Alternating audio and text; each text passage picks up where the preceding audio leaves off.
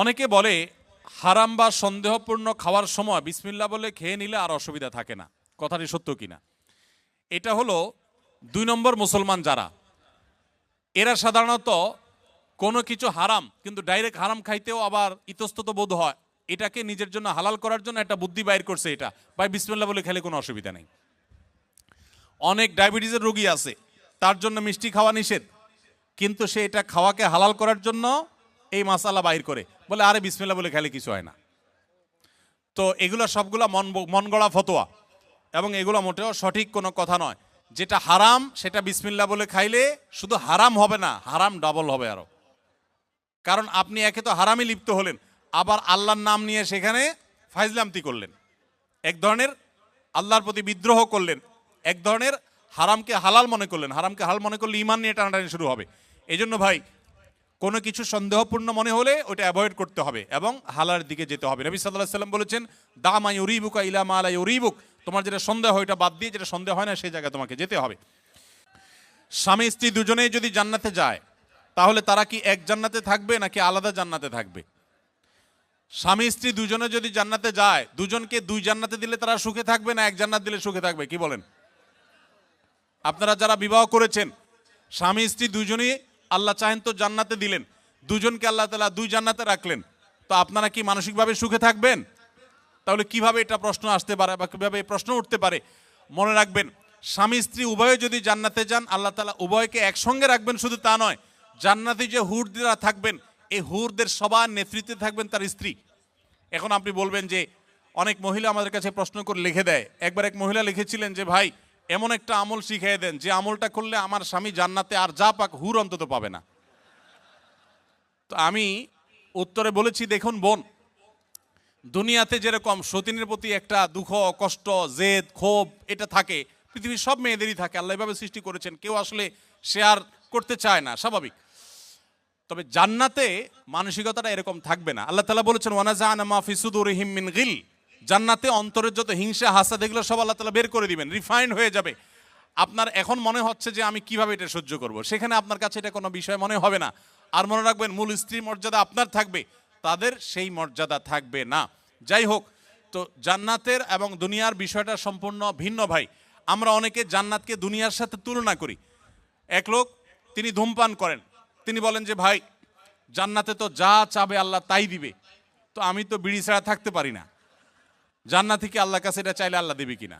তো আমার উত্তর হলো, আপনার এই যে বিড়ি বা ধূমপান করার যে, সিগারেট পান করার যে আপনার বদভ্যাস আছে, এই কুরুচি জান্নাতে থাকবে না ইনশাআল্লাহ। আপনার এই কুরুচিটাই কি হয়ে যাবে? চেঞ্জ হয়ে যাবে ইনশাআল্লাহ। অতএব জান্নাতে স্বামী স্ত্রী উভয় যদি যান, তারা একসঙ্গে শুধু থাকবেন তা নয়, বরং তারা স্বামী স্ত্রী হিসাবেই থাকবেন ইনশাআল্লাহ। আল্লাহ আমাদের সবাইকে জান্নাতে একত্র হওয়ার তৌফিক দান করুন। এখানে কোরিয়াতে বেশ কিছু চকলেটের উপাদানের জায়গা লেখা থাকে সাসুগি বা থাক্কুগি, যার অর্থ গরু বা মুরগি, অথবা চকলেটগুলো সফট মিল্ক ফ্লেভারের চকলেট। আদৌ পিওর গরু বা চিকেন আছে কি না তা বোঝা যায় না, থাকলেও হালাল কিনা আমরা সেটা জানি না। এমন নুডলসও আছে। এরকম চকলেট বা নুডলস খাওয়া আমাদের জন্য হালাল হবে কি না? প্রশ্নটি লিখেছেন ভাই আবির। আপনার প্রশ্ন উত্তর হলো যে যত চকলেট আছে ওয়ার্ল্ড ওয়াইড, বেশিরভাগ চকলেটগুলোতেই আসলে হারামের উপস্থিতি বা উপাদান থাকার সম্ভাবনা জোরালো। সবগুলোতে না, অনেক চকলেট আছে এর বিপরীতে আলহামদুলিল্লাহ যেগুলো হালাল, যেগুলোতে হারাম কোনো উপাদান নেই। এই বিষয়টা পৃথিবীর অন্য অনেক দেশে নিরূপণ করা সহজ, আপনাদের কোরিয়াতে একটু কঠিন। আপনি জাপানে গেলেও দেখবেন যে বিভিন্ন বাজারে, বিভিন্ন সুপার মার্কেটে, বিভিন্ন মার্টে, সুপার মলে, সুপার শপিং মলে আপনি দেখবেন যে চকলেট হোক, যে কোনো ফুড হোক, সেখানে স্ক্যান করে চেক করা যায় এটা হালাল কি হারাম, এখানকার উপাদান কি, সব ডিটেল জানা যায়। এবং হালাল সার্টিফিকেশন প্রতিষ্ঠানগুলো খুবই স্ট্রং সেসব দেশে, যার কারণে হালাল সার্টিফিকেশনের উপরে নির্ভর করা যায়। আপনাদের এখানে এখনও সেটা হয় নাই, তবে আলহামদুলিল্লাহ যেভাবে দিন দিন আমাদের প্রবাসী বাংলাদেশি ভাইরা বাড়ছেন, পাকিস্তানি, আরাবিয়ান, অন্যান্য দেশি ভাইরাও দিন দিন আসছেন, আশা করা যায় অচিরেই ইনশাআল্লাহ কোরিয়াতেও হালাল সার্টিফিকেশনের অথরিটি এরকম গড়ে উঠবে, তখন আপনাদের জন্য সহজ হবে। আপাতত যারা এখানে আছেন আমি তাদেরকে বলবো, আপনি এটার উপাদানের মধ্যে সন্দেহপূর্ণ কোনো কিছু থাকলে সেটাকে অ্যাভয়েড করবেন। মনে রাখবেন, সন্দেহপূর্ণ বিষয়কে অ্যাভয়েড করাটা খুবই জরুরি একটা বিষয়। যেটা আপনি নিশ্চিত হালাল জানবেন শুধু সেটাই গ্রহণ করবেন, আর যেটাকে সন্দেহ মনে হবে সেটা আপনি অ্যাভয়েড করে চলবেন। চকলেট না খেলে কি আমরা মারা যাব ভাই? কি বলেন, চকলেট না খেলে কি খুব বেশি অসুবিধা হবে আমাদের? অতএব আমরা যথাসম্ভব সন্দেহপূর্ণ খাবার অ্যাভয়েড করে চলবো, তাহলে ইনশাআল্লাহ হারাম থেকে বেঁচে থাকা সহজ হবে।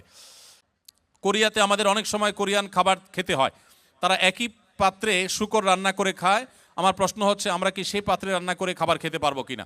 কোনো পাত্রে যদি শূকর রান্না করা হয়, এরপরে সে পাত্রটা ধুয়ে সম্পূর্ণ পরিষ্কার করে, তার কোনো আলামত নাই, নতুন করে সেখানে ধুয়ে পরিচ্ছন্ন করে ভালো তেল দিয়ে যদি হালাল খাবার রান্না করা হয়, সেই খাবার খাওয়া জায়েজ আছে, এটা হারাম না। যদি পাত্র ধুয়ে পরিষ্কার করে রান্না করা, আর যদি না ধোয়া হয় ওই পাত্রে আবার রান্না করা হয়, তাহলে আবার কি হবে না? খাওয়া জায়েজ হবে না। ঔষধের ভিতর যদি শুয়োরের কোনো উপাদান থাকে, তাহলে সে ওষুধ খাওয়া জায়েজ হবে কিনা? যদি কোনো ঔষধে শুকরের কোনো শরীর বা উপাদান থাকে, তাহলে সে ওষুধ সেবন করা জায়েজ হবে না। যদি বিকল্প কোনো ওষুধ থাকে, যদি আল্লাহ না করুক এমন কোনো রোগ হয় যেই রোগের এছাড়া আর কোনো ট্রিটমেন্ট নাই এবং মরণাপন্ন অবস্থা হতে পারে, তাহলে নিরুপায় হলে সেই ব্যক্তির জন্য বহু শর্ত সাপেক্ষে সেটা জায়েজ হতে পারে।